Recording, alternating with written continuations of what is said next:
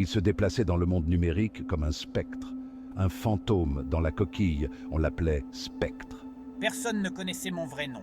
Personne ne connaissait mon visage. Mais tout le monde connaissait mon travail. Spectre était un hacker, mais pas n'importe quel hacker. Il n'était pas motivé par l'argent ou la gloire. Je recherchais quelque chose de bien plus grand. Le contrôle. Le contrôle sur le flux d'informations. Le contrôle sur le monde numérique. Le contrôle sur l'esprit des hommes. Ses compétences étaient inégalées. Il pouvait franchir les pare-feux comme un murmure. Il pouvait déchiffrer les algorithmes de cryptage comme de simples cadenas. J'étais un maître de l'ingénierie sociale, exploitant les faiblesses humaines avec une précision chirurgicale. L'ambition de Spectre était aussi illimitée que le paysage numérique qu'il habitait. Il voyait le potentiel de chaos, de manipulation, de pouvoir. Et il était déterminé à s'en emparer. Un octet à la fois. Tout a commencé par un murmure, une vulnérabilité, une faille 0D dans une plateforme de médias sociaux populaire. Personne ne l'a vu venir. Personne, sauf Spectre. J'avais planifié cela pendant des mois, sondant méticuleusement les faiblesses, attendant le bon moment pour frapper. Et quand ce moment est arrivé, il a bondi. L'attaque a été rapide et brutale. Exploitant la faille 0D, Spectre a obtenu l'accès aux systèmes centraux de la plateforme. J'ai contourné les protocoles de sécurité, désactivé les protections et pris le contrôle. Des millions d'utilisateurs étaient désormais à ma merci. Le monde a observé avec horreur le chaos se déployer. Les fils d'actualité des médias sociaux, autrefois remplis de vidéos de chats et de photos de vacances, étaient désormais inondés de désinformation. De faux articles de presse se sont répandus comme une traînée de poudre. La propagande et les discours haineux ont empoisonné le puits numérique. L'impact a été immédiat et dévastateur.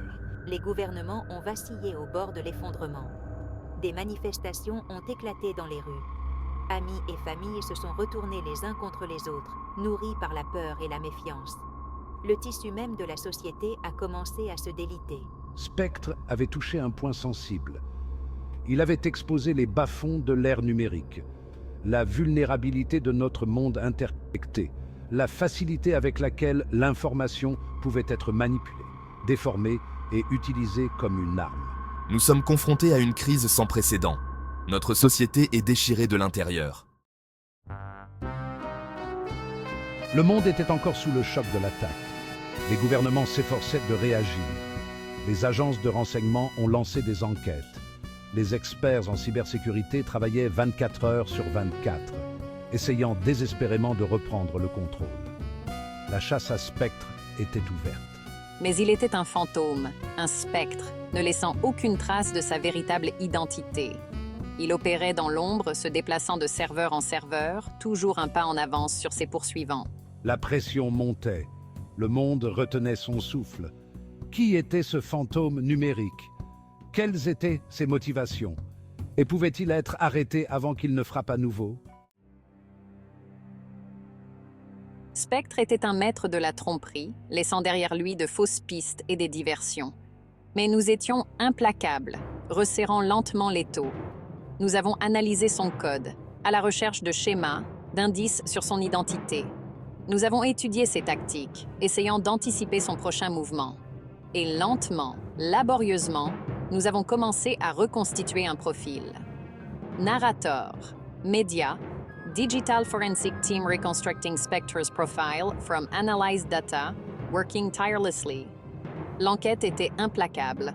Un groupe de travail mondial a été constitué, composé des meilleurs experts en cybersécurité du monde. Ils ont suivi les miettes numériques, retraçant les mouvements de Spectre à travers le monde labyrinthique du cyberespace. C'était un jeu du chat et de la souris, une partie d'échecs numériques jouée à une vitesse vertigineuse. La percée est arrivée de manière inattendue, une erreur d'inattention, un moment d'arrogance. Spectre, confiant dans sa propre invincibilité, a fait une erreur.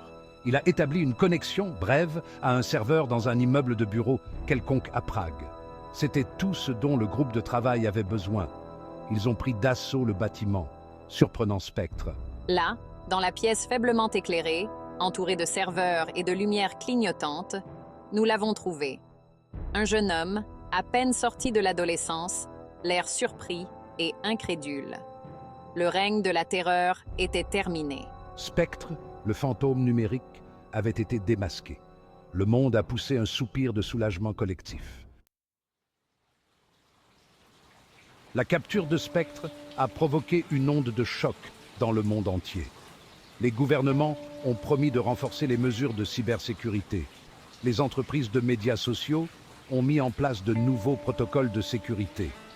Le paysage numérique a été changé à jamais, mais l'héritage de Spectre a perduré. Il avait exposé la fragilité de notre monde interconnecté, la facilité avec laquelle le chaos pouvait être déclenché.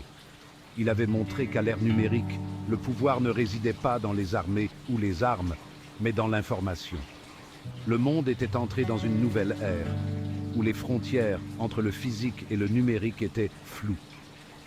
Une ère où les plus grandes menaces ne venaient pas de l'autre côté des frontières, mais de la technologie même sur laquelle nous en étions venus à dépendre.